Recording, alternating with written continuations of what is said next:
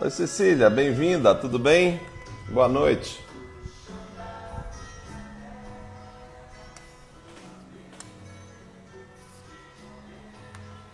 Aguardando o nosso convidado, Eric, da Valor RH, para essa live maravilhosa aí. Tema importantíssimo esse, viu? Nonô FIFA, bem-vindo. Nonô, como é seu nome, Nonô? Para identificar você, ontem você participou também da nossa live. Fábio Pacheco, bem-vindo, Fabão. Hoje vai ser uma live bacaníssima. Aguardando mais um pouco o Eric. Fábio, você está assistindo as lives de basquete? Bem-vindo, Cunha. Sempre aí presente. Vai ter um certificado para você.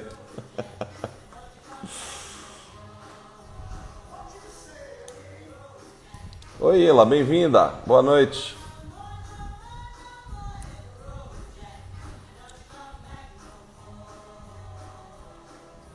Bem-vindo, Sami. Boa noite. Outro amigo aí, assíduo.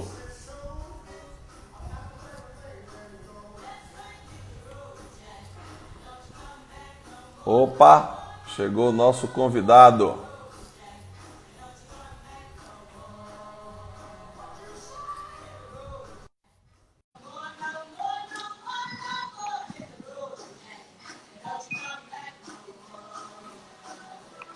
Tudo bem, Antônio? Opa, bem-vindo, Eric. Como vai você? Tudo bem, tranquilo, graças a Deus. Me escuta bem, não? Satisfação. Tô lhe escutando bem. Ana Elizabeth, Ótimo. boa noite. Uma satisfação ter você aqui conosco aí da Valor RH. A Valor RH é nossa parceira aí desde o início desse projeto das lives. E Ótimo. muito bacana aí você tá compartilhando conosco hoje essa live. E na próxima terça-feira, dia 25, é com a Cecília. Isso, minha E não sócia é isso? lá. É, Isso. exatamente. Bacana.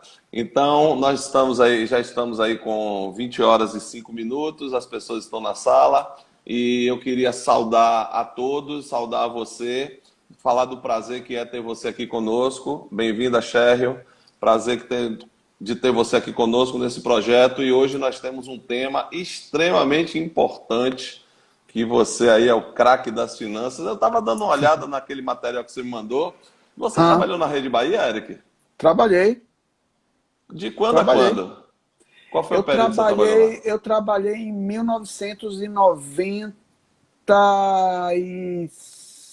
1997, 97, 98, 2000, mais ou Em que menos. área, o Eric? Porque eu estava Área lá nesse período. financeira.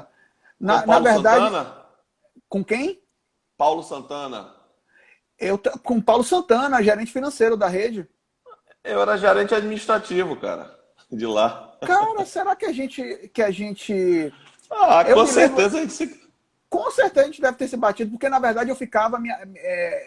Na época, a Rede Bahia ela lançou uma área de novos negócios, né? Tinha a Limit, Isso, tinha a iContent, tinha isso. a Express, se eu não me engano, tinha uma empresa de call center. E aí, com o lançamento desses novos negócios, veio a necessidade. Aí eu entrei na época da Limit, né? Entendi. Tinha Marcos Souza, que era o diretor lá Você trabalhou com Eduardo Sanches. com a Eduardo Santos, exatamente. É, exatamente. É. Eu era administrativo da TV Bahia e das televisões. Então você ficava lá na federação. Na federação, por isso que talvez a Isso. gente deve ter se cruzado. Talvez nós Com não certeza, porque tenhamos tido. eu cheguei aí algumas vezes lá na TV, né? Isso, é. Como eu ficava, a Limit ficava no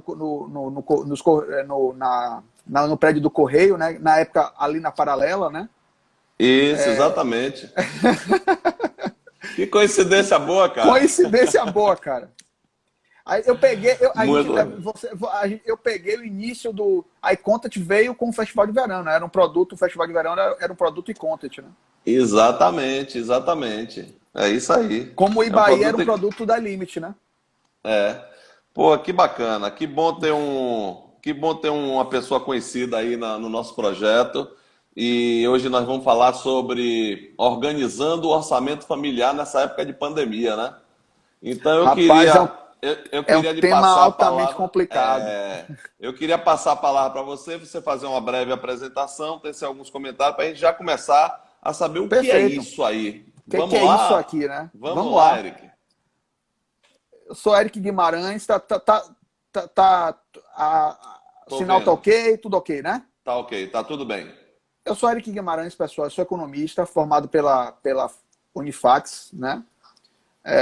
Tive o prazer de formar por essa instituição, depois fiz uma pós em finanças corporativas na Fundação Getúlio Vargas e, por fim, eu fiz uma especialização em administração financeira pela FAAP. Desde quando eu me formei, sou membro do Conselho Regional de Economia, né? Hoje, atualmente, sou sócio, consultor e instrutor também da Valor Consultoria. Passei por diversas empresas. Uma delas foi a Rede Bahia, né? Mas também tiveram construtora CVP SA, que na época era uma das empresas das organizações Suarez, construtora Faena, fui diretor administrativo financeiro de empresa de engenharia da JNS Engenharia. Enfim, trabalhei na Vale Dourado, que é a IUPISA, né? E também passei muitos anos trabalhando na área de aviação, na Nordeste Linhas Aéreas, que era uma subsidiária da Varig SA. Sim, nosso cliente. Pronto. Cliente da Rede Bahia. Passei. Como era o nome da menina comercial de lá que fazia a permuta? Era Mila. Não era Mila? Mila. É, Meu pai era gerente financeiro da Nordeste Linhas Aéreas. Nós tínhamos uma parceria Eu, com vocês lá, com a Nordeste.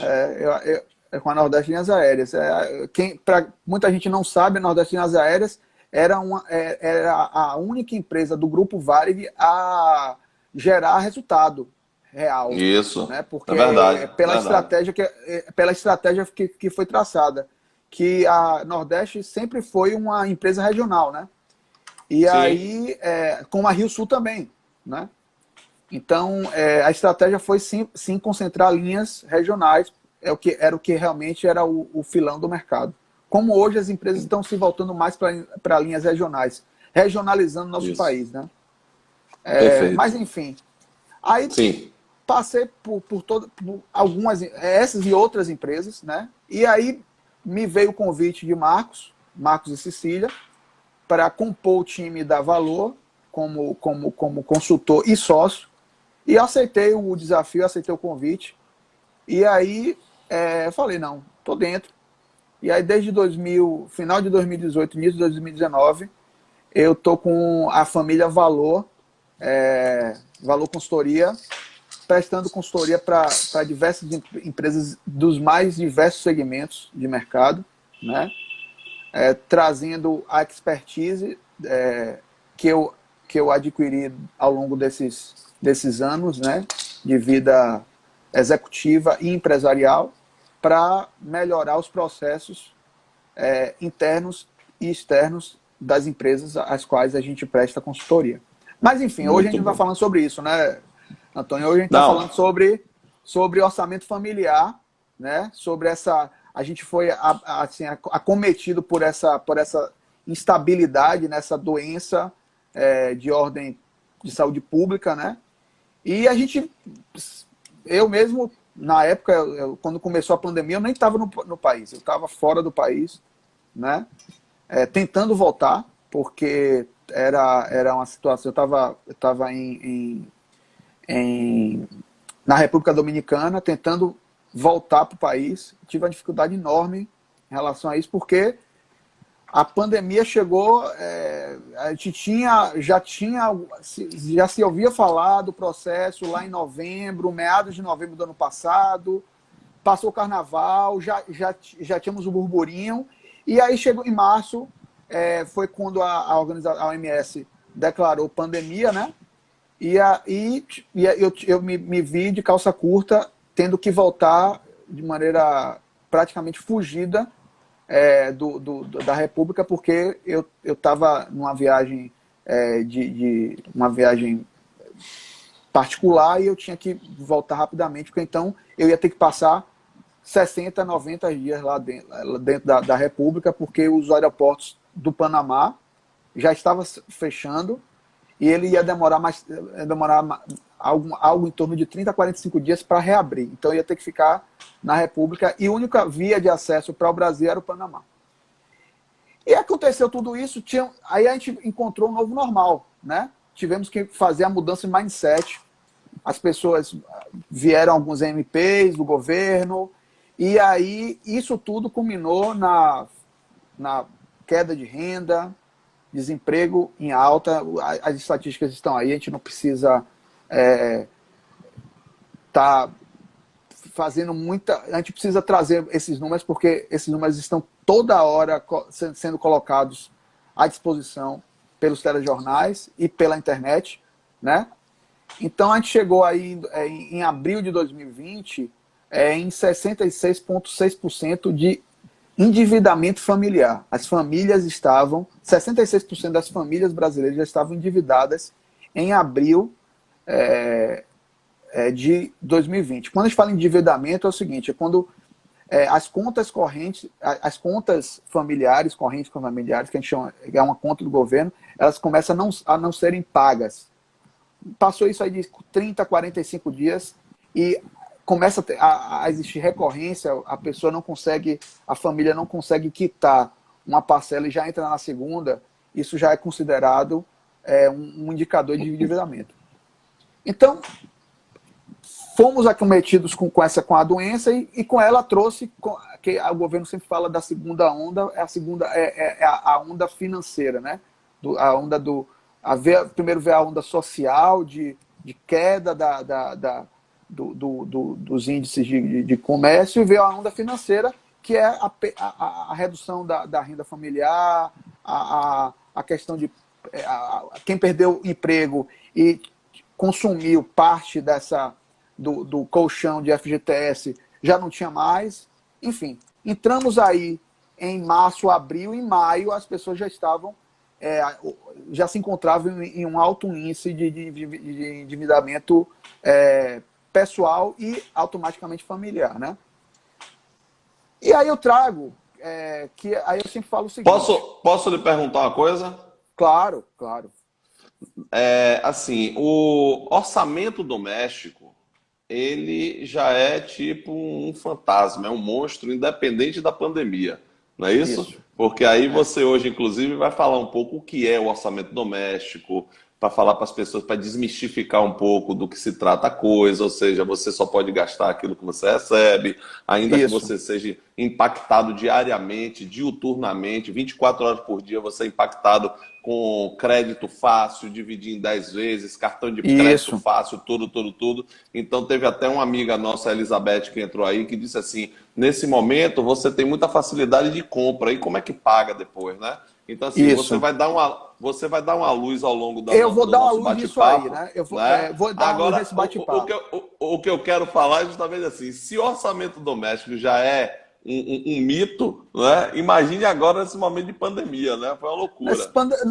Nesse momento de pandemia, eu digo o seguinte, as pessoas que estão nos assistindo, elas têm que entender que o tratamento para uma família é uma empresa. É uma empresa doméstica, mas é uma empresa. A gente tem que tratar a família como uma empresa. E toda empresa tem um planejamento orçamentário.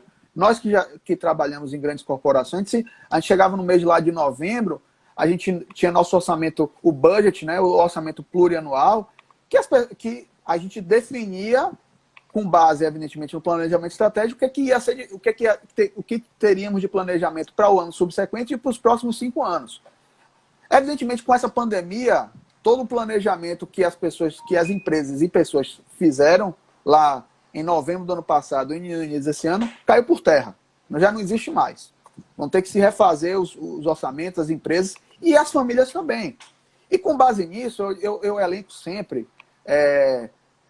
são 3 principais fatores, e eu até estou aqui até com a minha pesquinha, né, que eu sempre coloco do lado, mas são 3 principais fatores aqui, que é saber para onde o dinheiro está indo, né? A gente tem que saber sempre para onde o dinheiro está indo. ter uma base para mudar o destino do dinheiro, caso seja necessário, ou seja, caso seja necessário, muda-se a rota, né? E evitar sempre superestimar a renda e subestimar a renda. O que seria isso?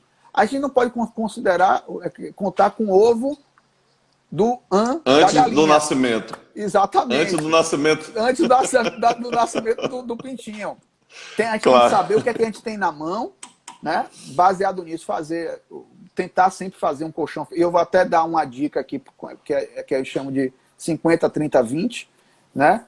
Mas a gente tem que saber o que é que tem lá, o que é que a gente tem de colchão, e evitar sempre o crédito fácil, né? O crédito fácil geralmente vem com um custo do dinheiro alto, né? Eu vejo muito aí, pegue R$1.000 e divida em 12 vezes, tem muito panfleto aí na rua, aquilo ali é uma verdadeira furada. Mas, enfim, aí eu elenco aqui, que eu falo, a gente até fez um briefing antes, mas eu elenco aqui 3 regrinhas básicas. Primeira coisa para você fazer um bom orçamento familiar. Listar e organizar os gastos. É a primeira tarefa que você tem que fazer. Aí quando eu falo lá, saber para onde o dinheiro está indo, é isso. É listar e organizar os gastos, né? Com base nisso, você tem que sempre priorizar a sobrevivência. O que é que são sobrevivências? A gente chama essa economia de necessidades básicas, né? Para sobrevivência. Que para você sobreviver, você tem que ter água, né? Para você sobreviver, você tem que ter uma luz. Para você sobreviver, você tem que ter comida na mesa, né? Para você sobreviver, hoje, nos dias atuais, você também tem que ter a telefonia disponível. Hoje é uma questão de sobrevivência a telefonia, né? Mudou-se a concepção.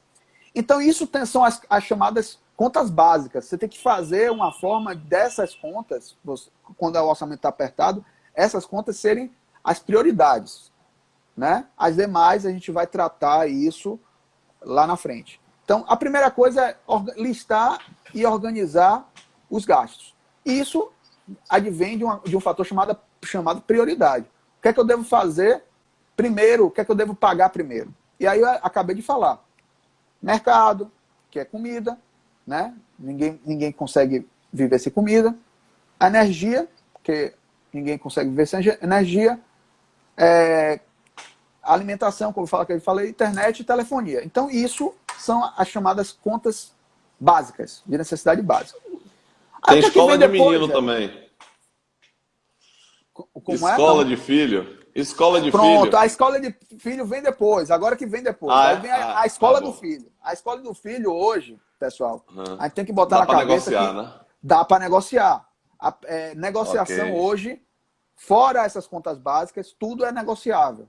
Então, a primeira coisa que a gente tem que fazer, conta de filho. Ótimo você ter falado isso. Palavra-chave, negociação. Hoje ia ter há uns 2, se eu não me engano, no mês de maio, ia ter um projeto de lei que já tem, acho que já até foi aprovado, os descontos, né? 30, 20, não sei, 30% das escolas, já que as escolas estão fechadas, e isso também gera uma redução de custo. Então, só que 30% é o que já tem no mercado. O que é que você tem que fazer é o mais. E, pessoal, em negociação, a gente tem que deixar claro, o não a gente já tem. A gente vai atrás do sim. Então, o sim demora. É uma via de mão dupla. Vai e volta. Então, demora. Negociação não é da noite para o dia. Demora para ser feita. Então, tem que ter paciência, tem que ter persistência, porque o não, como eu falei, já temos. Ok? O pessoal que colocou, inclusive, eu vou agradecer a participação de todos, falou aqui a respeito falou sobre aluguel, moradia. Moradia está vinculado a 3 continhas básicas. A primeira, quem vive de aluguel, é o valor do aluguel, né? Isso também é negociável. Muita gente, eu inclusive, negociei aluguel, enfim, tive que tentar fazer uma redução, enfim, e consegui, né? E consegue-se. Basta você, primeiro, saber o que você tem em mão, né? O que você tem de armamento em mão, porque não adianta você partir para uma negociação, pessoal, sem ter uma proposta real de pagamento, sem você ter o que você tem de artifício financeiro para você negociar. Negociar por negociar, você não vai a lugar nenhum. Ou melhor, você vai chegar num lugar. Falta de credibilidade depois. Então a negociação parte você tem um arcabouço financeiro para você saber onde você quer chegar e depois que você negociar, você honrar com aquilo que você negociou. Ok? Perfeito. Então, você pedir um desconto ou postergar uma conta, é tranquilo, isso aí é batata. Agora, depois que negociar, chegar da data do vencimento, 30, 60, 90 dias depois da carência que foi dada, você não cumprir com aquilo que você acordou, aí você cai no descrédito. Você não vai ter mais como renegociar aquilo. Porque a primeira negociação era justamente de você trazer consigo todo o arcabouço financeiro que você tem em mãos, fazer conta, né, para você fazer uma boa proposta. Você queimou essa etapa. Se você queimou, cabe a renegociação depois, mas já vai ser um pouco mais complicado. Então, moradia Eric, eu posso enriquecer um pouco isso com um caso. Claro, fique à vontade. Eu trabalhava no polo petroquímico, eu devia ter meus 20 anos, 21 anos mais ou menos, nessa faixa. E eu trabalhava no polo petroquímico na área financeira também. E aí eu recebia salário no dia 25, todo mês. Né? As empresas pagavam religiosamente. E aí eu sei que eu tive um aperto financeiro num determinado mês que meu dinheiro acabou, tipo assim, dia 17, entendeu? Tipo uma semana antes de receber a grana. Aí eu virei para meu pai, né? Aí eu falei assim, meu pai, o senhor poderia, por favor, me emprestar uma quantia X aqui para eu poder levar até o dia 25, e no dia 25 eu quito com o senhor? Aí ele fez, claro, meu filho, sem problema nenhum. Não foi bem assim não, né? Chorou pra caramba, mas eu tô só... Pô, Mas que liberou. absurdo. Mas liberou. Falou pra cacete, mas liberou. Aí quando chegou no dia 25, eu me lembro que eu começava o expediente sentado na minha cadeira, lá na empresa que eu trabalhava, na Polialden, 7h25 da manhã eu sentei, às 7h30 o meu telefone tocou, não tinha celular. Isso foi década de 80. Então o telefone fixo tocou, eu atendi, fiz alô, ele fez, cadê meu dinheiro? Era meu pai. Às 7h30 da manhã. Aí eu fiquei, aí eu fiz assim, aí deu uma gozada, eu cheguei assim, claro que eu ia pagar naquele dia, mas aí eu dei uma gozada, né? Eu cheguei e fiz assim, rapaz, 7h30 da manhã, você não alisou nada, nem aliviou nada. Aí ele me disse uma coisa, Eric, por isso que eu tô contando aqui, que é muito o que você acabou de dizer aí. Ele me disse uma coisa que eu nunca me esqueci na vida e eu passo isso para os meus filhos também, para as pessoas com quem eu me relaciono. Ele chegou e disse assim, pague aquilo que você deve no dia que você combinou o pagamento, nem que no dia seguinte você peça emprestado de novo. Verdade. Olha que negócio do cacete, né? Então, assim, fantástico. Então é um negócio assim, exatamente o que você falou. Se você parte para uma negociação, qualquer que seja o débito que você tenha, você tem que ter o lastro para honrar aquilo que você negociou. É isso. E outra coisa, como eu falo, também ninguém vai morrer porque quando chegou no dia você não conseguiu quitar. Agora, Claro. as próximas negociações, evidentemente, vão ser mais complicadas, mas possíveis. E aí, num segundo momento, o que acontece, você acordou, você cumpra. Né? Eu digo exatamente. o seguinte, que ninguém morre porque está devendo. As pessoas perdem a credibilidade por isso, mas morrer ninguém morre, certo? E a credibilidade também, ela retorna depois. É uma coisa que eu já vi, a gente vê toda hora nesse Brasil de meu Deus, as pessoas estarem muito bem, isso eu também já vivi na minha vida, estarem muito bem, e depois terem uma ascensão, chegarem no topo, e por algum momento haver um desacerto, acabam tendo um decréscimo e depois sobem de novo. Isso faz parte da dinâmica da vida. Ninguém vai morrer por causa disso. Agora, como eu falo, negociação é necessária. Né? É muito necessário que as pessoas, na hora de negociar, estejam com todas as armas, quando eu falo armas, pessoal, que estejam com planejamento todo em mão, para, caso não dê certo, você tenha como recorrer e honrar com aquilo que você acordou. Então, aí a gente está falando lá de escola, primeiro falamos das contas básicas, falamos da escola, falamos da moradia, E aí, o que é que está faltando, Eric? O que está faltando é instituição financeira. E com isso eu incluo cartão de crédito, que é o maior vilão para quem está com o nome sujo, né? Ou que está com o orçamento apertado. Apertado, orçamento apertado. Orçamento É um apertado. vilão. É um vilão. É um vilãozão. Então, porque são juros extorsivos, né? Altíssimos. Desculpa, esqueci de falar. Dentro da moradia tem IPTU e tem IPTU também, né? Tem condomínio e IPTU, que também é negociável. Hoje existe um plano aí da prefeitura para renegociação de dívidas de IPTU, sempre tem um refis, sempre vai ter um programa de refinanciamento de tributos. Então você pode postergar tributos tranquilamente, no momento que o orçamento ficar mais tranquilo. E o condomínio. Condomínio é uma coisa que eu tenho aqui nosso amigo Marcos Raid, que é um queridíssimo. Marcos Raid sempre fala, condomínio é a única coisa que é uma empresa que já sai o mês sabendo o que você vai pagar. Então ele faz só o rateio. Se você deixa de pagar o condomínio, alguém vai pagar por você.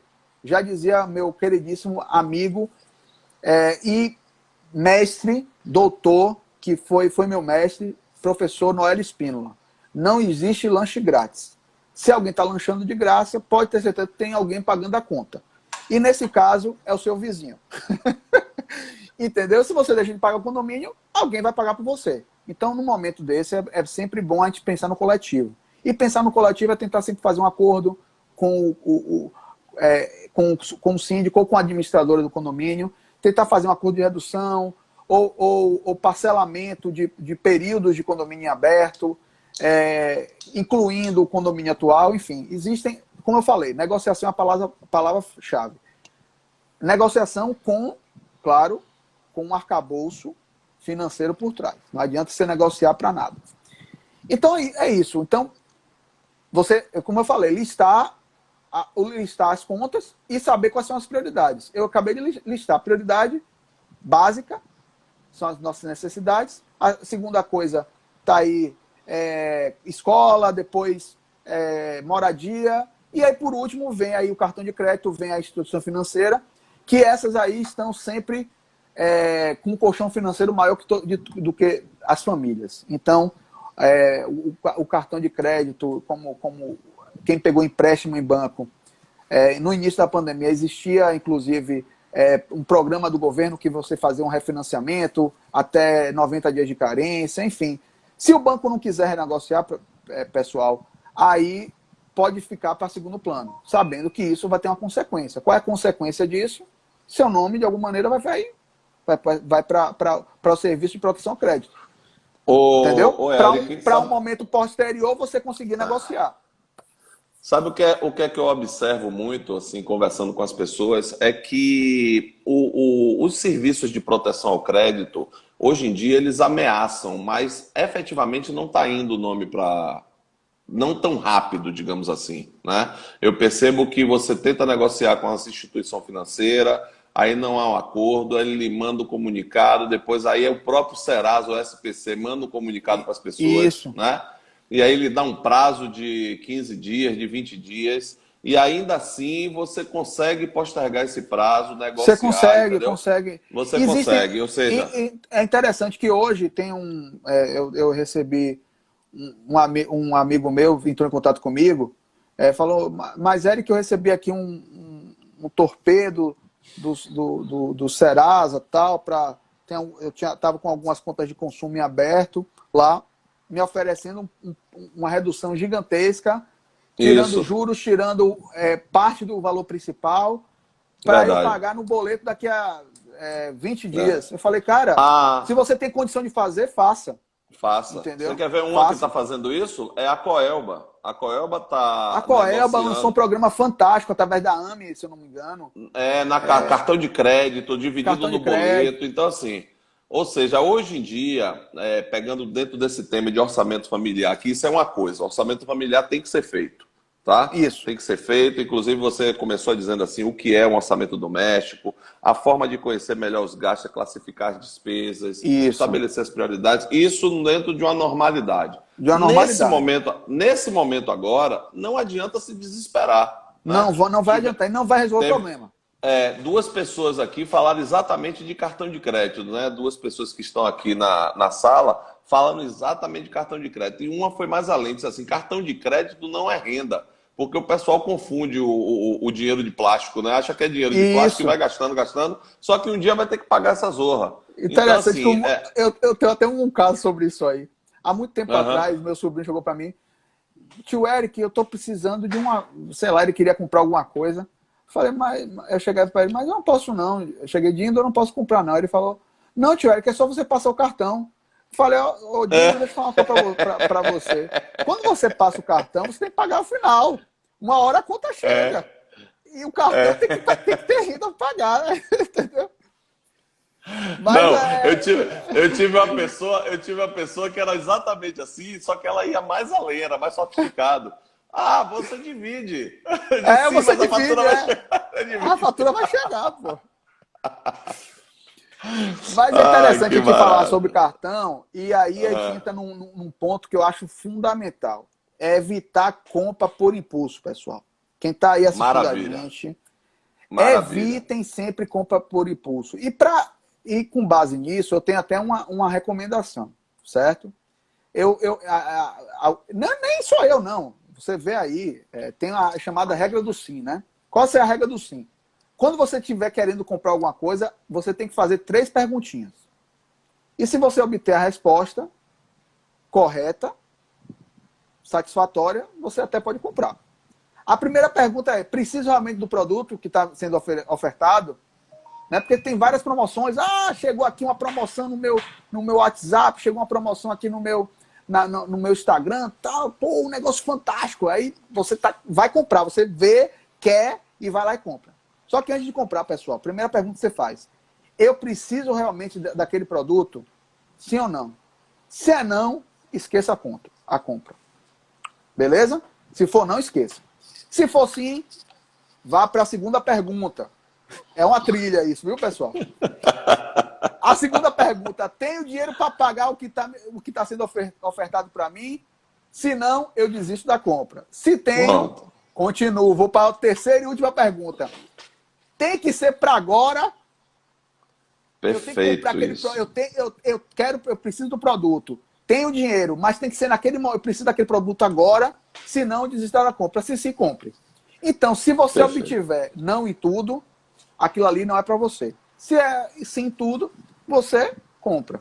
Entendeu? E se tiver um não, já desiste. Já desista. Entendeu? Se tiver um não, na primeira pergunta, se é não, você não vai comprar.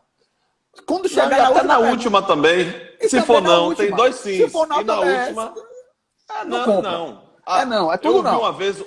Eu vi uma vez um papo de elevador. Eu estava subindo o elevador, eu trabalhava nessa empresa do Polo, que quando eu entrei nela, ela ficava aqui no comércio, no escritório. Depois foi que a gente foi pro Polo, na Polialden. E aí, na hora do almoço, a gente pegando o elevador, aí eu fui ouvindo a conversa de 2 pessoas. Um cara virou para outro e disse essa pérola. Ele disse assim, se por mais barato que seja alguma coisa, se você não precisa, é caro para você. É caro para você. Então ele disse assim, ele deu um exemplo, se o cara estiver vendendo uma raquete de ping-pong por R$1 e você nunca vai jogar ping-pong na sua vida, você está ficando mais pobre R$1. R$1, exatamente. Então, entendeu? Assim, eu particularmente... É caro. É caro. Eu sempre falo o seguinte, quando eu quero alguma coisa, quando eu estou com muita vontade de fazer alguma coisa, todas as minhas viagens, de modo geral, elas foram planejadas, né? Eu fui lá, eu me planejo para... Minhas viagens geralmente têm um planejamento de 1 ano e meio, de 12 a 15 meses, no mínimo. 18 meses. No mínimo de 12 a 15. Para 1 ano e meio, 18 meses. Então, no mínimo, eu trabalho com 12 a 15. Entendeu? Para chegar em 18. Então, eu trabalho com 12 a 15. Então, o que é que eu faço? Me planejo, primeiro verifico para onde eu quero ir e levanto todos os custos. Né? Evidentemente que meu perfil de viagem é diferente de outros perfis. Eu não compro em agência, eu já tenho um perfil diferenciado. Geralmente eu vou comprando a viagem particionada. Primeiro eu compro a passagem, depois eu compro a hospedagem, enfim, e eu não compro em agência, né? Não que não seja, não que não comprar em agência não seja correto. É legal para quem quer um pacote fechado. Eu particularmente gosto de estar muito solto em viagem, eu não quero programação, mesmo porque para mim viagem para mim é para me divertir, não quero me programar em viagem. Então eu ficava trabalhando. Eu quero me desprogramar. Você não é turista, você é viajante. Eu sou viajante, eu não sou turista, sou viajante. Aí o nosso amigo Marcos Souza, meu amigo, sócio da Valor Consultoria, falou aí, ó. Eu acrescentaria o seguinte: pegue até esta raquete por R$1 e venda por R$5. Ótima, Esse aí, Marcos, olha, boa. é boa, Essa foi fantástica, fantástica, Foi Marcos, boa. fantástica. Mas, Fantástica. Marcos, o exemplo da raquete foi só para estabelecer o conceito, mas você tá certo. Aproveite a oportunidade. Mas, Ótima. enfim. Então, assim, eu estava falando de evitar programação. Então, eu não compro nada compulsivamente. Tudo é programado. Então, a gente tem que evitar sempre compras compulsivas. Eu evito sempre. Se eu vou comprar alguma coisa, eu me planejo antes, verifico se eu preciso, verifico se realmente é necessário, faço uma pesquisa vasta. Eu sou meio minucioso, vou lá, fico namoro em outros sites. E hoje você tem uma vasta... você tem um leque de opções, né? Hoje já tá muito fácil você fazer uma pesquisa de preço, você ir para concorrência, enfim. Aí, ó, kkk, não perco o amigo, mas não perco a piada, tá certo. Tá certo, Mas Marco, valeu. tá certo. Então é isso, evitar controlar os gastos e a impulsividade é essencial. Então é essencial a gente não ser compulsivo. Se a gente tem a certeza de que quer aquilo, vai lá para a regra dos 3 sims. Se passar, ótimo. E aí, por último, eu coloco que existe, os economistas e financistas pessoais falam da chamada regra do 50-30-20, né? Para na hora de você formular o seu orçamento e a sua categoria de gastos, você sempre seguir essa regrinha, que 50% você destina da sua renda para gastos essenciais, como eu já acabei de falar, de alimentação, internet, luz, água, enfim.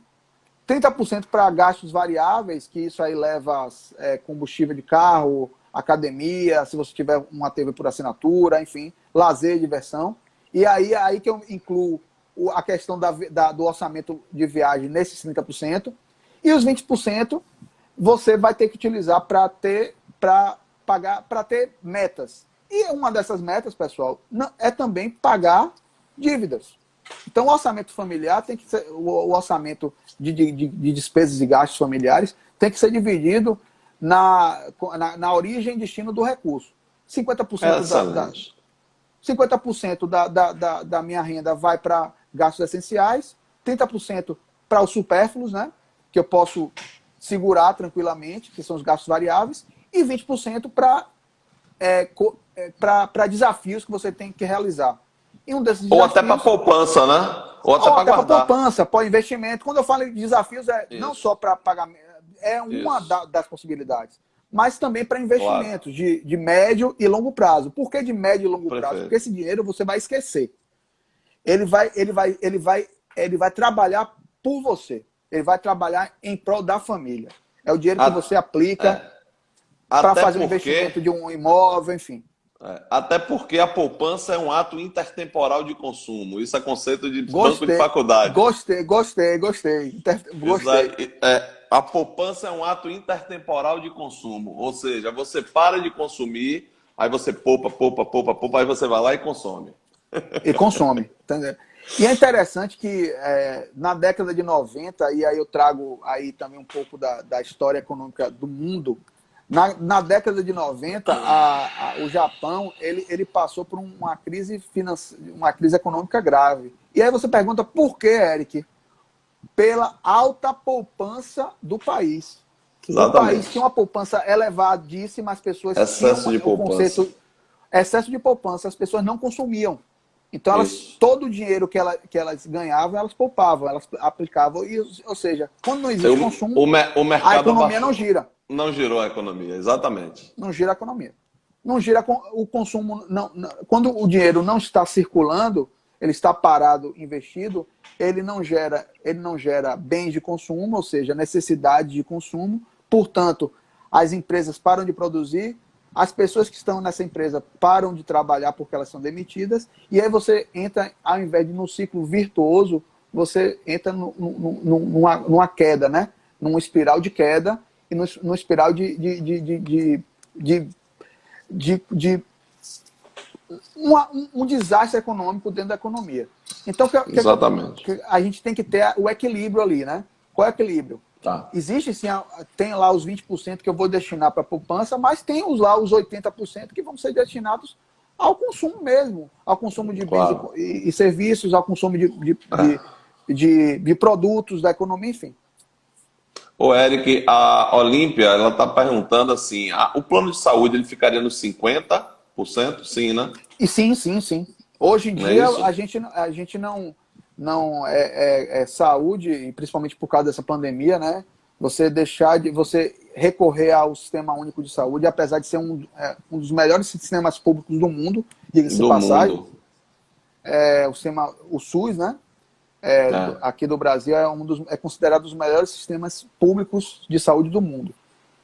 Só que Inclusive, no tratamento de alta complexidade, ele é referência, sabia? ele é Quando eu referência, eu falo sei disso. alta complexidade, então são, por exemplo, cirurgias mais complexas, né? Cirurgias complexas. É.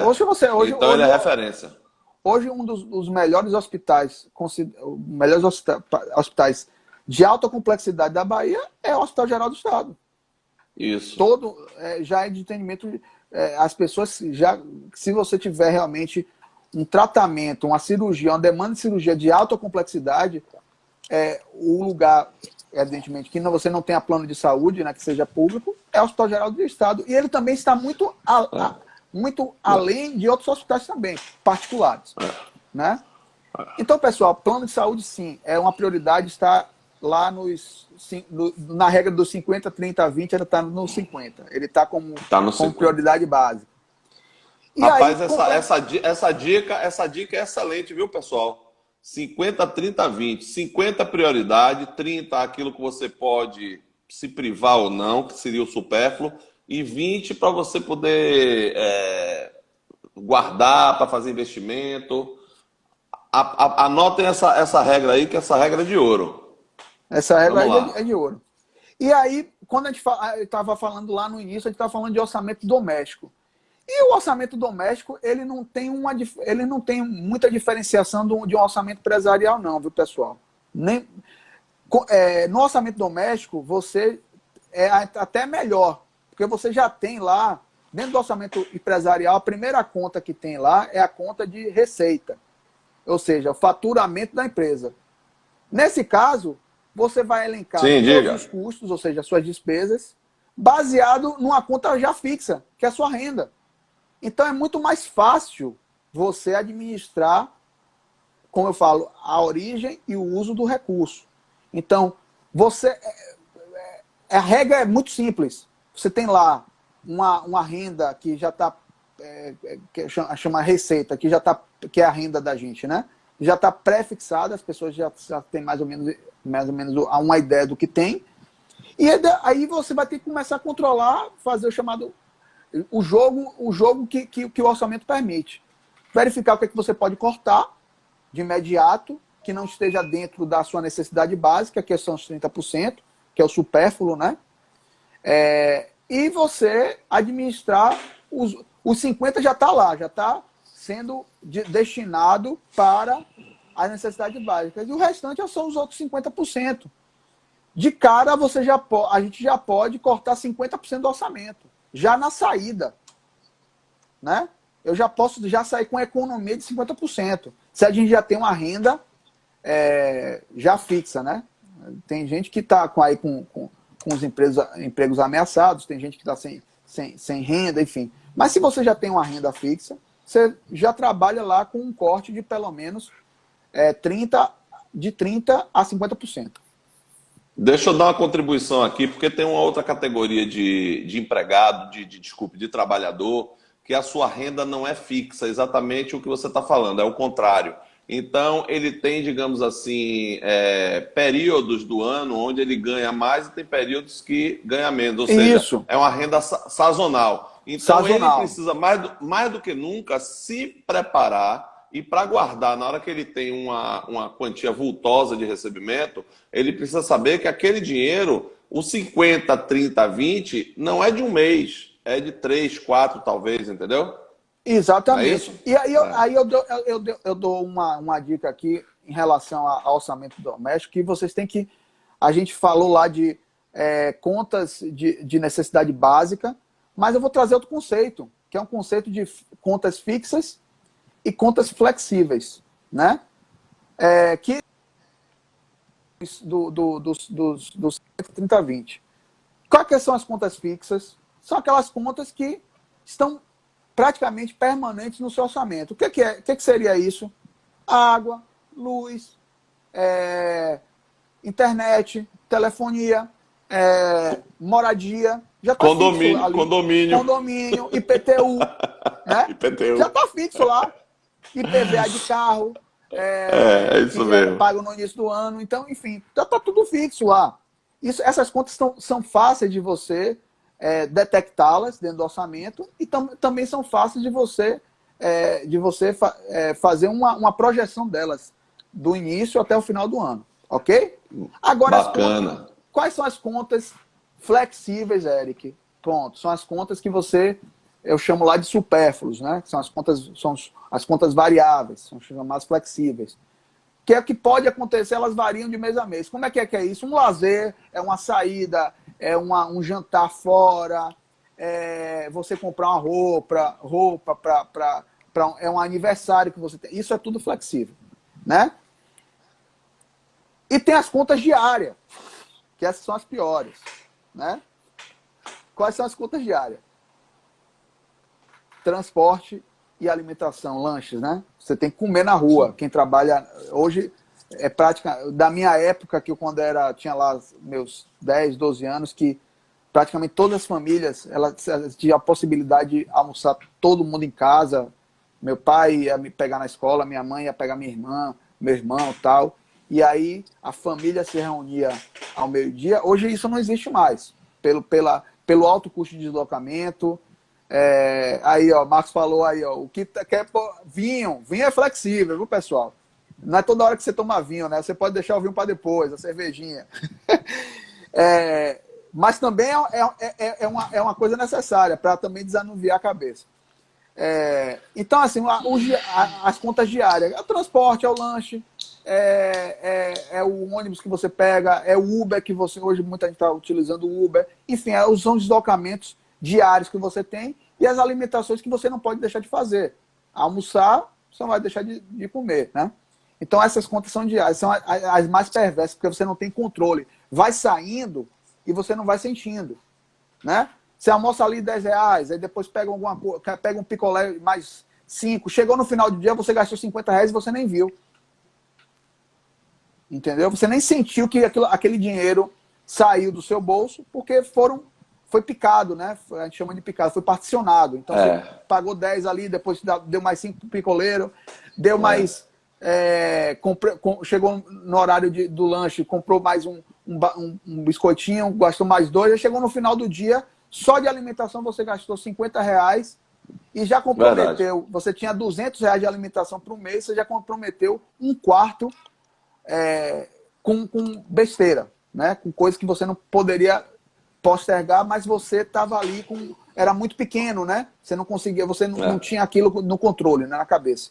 Então, essas contas diárias são muito perigosas. A gente tem que ficar muito atento quanto a isso. São, né?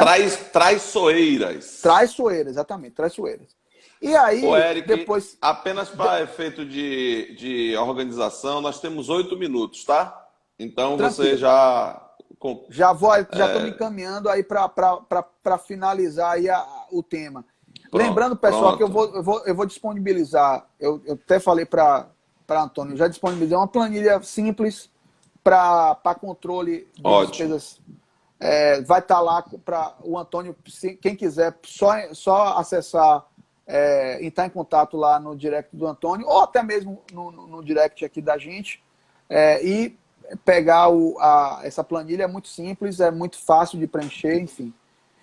E por fim, Antônio, deixa eu ajudar rapidinho. A Thaís Lima, ela pede para a gente falar das regras dos 3 sims. Você repete, pronto, por favor? Claro, a regra do 3 sim é o seguinte: a gente falou de evitar compras por impulso. Aí você faz 3 perguntinhas, viu? Quem falou mesmo foi a Thaís. Foi Thaís. São 3 perguntinhas básicas. A primeira perguntinha: eu preciso realmente daquele produto? Apareceu lá aquela promoção na sua tela, tal, e você, não, vou comprar. Aí a primeira pergunta que você faz, você conta até 10, respira e faz a primeira pergunta. Thaís, você precisa realmente desse produto? Fez essa pergunta. Se for não, você automaticamente já desiste da compra. Se for sim, você parte para a segunda pergunta. Tem dinheiro para pagar a compra desse produto? Se for não, você desiste da compra. Se for sim, vai para a próxima pergunta, a terceira e última. Eu tenho o dinheiro, aquele produto me interessa, realmente eu preciso comprar, tenho dinheiro para pagar, mas eu tenho que comprar agora, nesse momento, nesse exato momento, eu não posso esperar para um segundo momento, senão você não vai comprar aquele produto. Agora, se sim, aí efetivamente você compra. O que é isso, pessoal? Você ganha tempo para respirar e pensar. É psicológico. Apareceu, você está ganhando. Quando você faz a pergunta, automaticamente você está ganhando tempo para você respirar, voltar, passar o estado de euforia e você retomar a consciência, se realmente você precisa daquilo. Então a regrinha é muito simples. Depois o Antônio, se quiser, né, Antônio, você coloca aí. O Antônio também ele fala, não, eu vou chamar um especialista, mas o Antônio é tão especialista quanto eu. Não. A área financeira já ficou no meu passado, eu tenho alguma noção. Já ficou, né, Antônio? Mas, pessoal, para terminar, a gente tem 8 minutos, mas para terminar, eu vou aqui colocar algumas orientações que são importantíssimas. Beleza? Uhum. A primeira orientação, pessoal, é planeje as compras. Não haja nunca por impulso. Nunca haja por impulso. Nada que é feito de supetão, a probabilidade de dar errado é muito provável. O percentual de erro para coisas que você faz de maneira abrupta é muito alto. Beleza? Gostei. A segunda dica aí, né, que a orientação é buscar sempre forma de reduzir despesas. Hoje as empresas falam de política de redução de custo, as empresas falam de você promover a conscientização interna, de você... Hoje, os bancos já não emitem mais faturas, as contas de consumo já chegam através de e-mail, enfim. Por que é isso tudo, pessoal? É para reduzir custo de papel, reduzir custo de postagem. Então, vamos também fazer isso dentro da nossa empresa chamada família. Vamos procurar sempre reduzir. O que é que pode reduzir? O que é que a gente pode tirar ali na conta de supérfluo que não é necessária, que eu posso extirpar? Concentre as energias para tentar reduzir as despesas do lar. Aí, pô, Eric, eu vou deixar de ter um lazer? Não, eu estou falando aqui que vocês deixem de ter nada, mas que vocês adequem suas despesas à realidade que vocês hoje têm. Essa realidade vai mudar sempre, a vida é dinâmica, mas o momento agora é de adequação.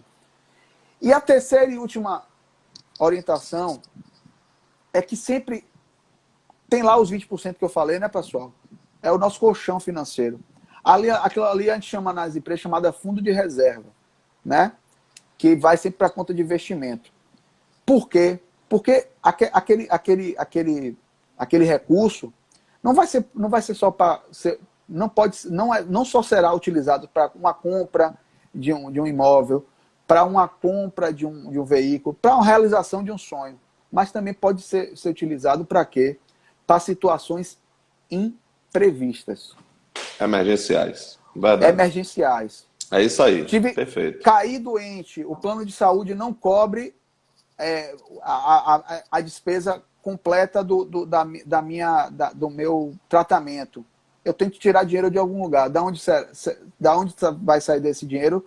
Dos 20% que você destinou para poupança. Então, Exatamente. aí a pessoa Perfeito. falou, Gisele colocou aí, Gisele, excelente. Poupar, poupar, poupar. Então, eu não falo só a poupar, não. É reduzir, reduzir, reduzir. Poupar e reduzir. Poupar e reduzir. Ou melhor, do reduzir e poupar. Então é isso, pessoal. São 3 pontos básicos. Planejar as compras, reduzir despesas e reservar, fazer um fundo de reserva. Ou seja, você reservar uma grana, um recurso para realizar um sonho, mas também para possíveis situações imprevistas. Quem tinha colchão financeiro e ficou desempregado, passou por esse momento de maneira mais tranquila. Vai conseguir tomar uma decisão. A pior coisa do mundo é você tomar uma decisão com a faca no pescoço, onde você sempre vai tomar como base uma decisão mais cara. E o que seria uma decisão mais cara? Com um dinheiro mais caro. Porque a gente não tem poupança, a gente não se programou para ter um fundo de reserva. Então, basicamente é isso, pessoal.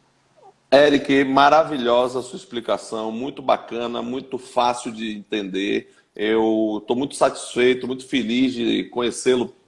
Eu acho que a gente já se conheceu pessoalmente, a gente já se cruzou lá na Rede Bahia, mas Com certeza, conhecendo você mais próximo agora, mesmo que no ambiente virtual. E o que eu trago para mim hoje de mensagem que você trouxe é assim, racionalizar e ter consciência, né? Então, assim, você precisa ser racional e precisa ter consciência das coisas, ter consciência, ser menos emotivo na hora de comprar, porque nós estamos envolvidos totalmente, estamos arrodeados de impulsos, de insights. É toda hora, é o celular mandando coisinha, é aplicativo com comprinha de não sei o quê. O Wish. Isso. Você já ouviu falar no Wish? Claro. O Wish, rapaz, você... O Wish, aquilo dali você compra e só recebe no ano que vem. Não, e é um ralo. Você vai comprando porque é baratinho, baratinho, É baratinho e você vai comprando. E só recebe no ano que vem, viu? É verdade. Ô, Eric, muito obrigado. Eu queria agradecer em nome do clube, em nome do nosso presidente Sérgio Menezes, que tem apoiado muito nesse nosso projeto. Essa live foi muito bacana, muito maravilhosa, assim, o seu conteúdo trazido de forma fácil de entender, as pessoas interagindo, foi muito bacana. E eu queria parabenizar a Valor pelo profissional e sócio que tem, né? E na próxima terça-feira eu vou estar aqui com Cecília Espínola, que vai falar sobre recolocação nesse momento de pandemia. Também é um assunto bacana. A gente tem procurado trazer sempre temas aderentes a esse momento, que possam trazer algum tipo de ajuda, algum tipo de suporte para as pessoas nesse momento. E fica aqui o nosso agradecimento e o meu boa noite a você. Por favor. Eu que agradeço, Antônio, ao convite. Eu de bate-pronto, quando Cecília me falou, eu de bate-pronto aceitei. Eu acho que esse momento, esse espaço que você criou aí é um espaço importantíssimo para trazer temas, como você falou, aderentes ao momento. A gente está vivendo uma situação nunca antes vista no mundo, né? Pelo menos nos últimos 50, talvez nos próximos 50, 100 anos, a gente ainda viva alguma coisa parecida, mas a humanidade nunca tinha vivido nada parecido até então. E realmente fica esse espaço que você criou, que a Associação Atlética criou, um espaço de democracia, democrático, onde você trata temas tão importantes. Eu, inclusive, olhando, né, antes de entrar, eu vi lá o card, vocês trazem muitos esportistas, né? Também, o Marcos, também. Inclusive, Marcos, um dos fundadores e sócios da Valor, também foi esportista aí. Ele sabe como é importante a gente dar a referência. 20 segundos.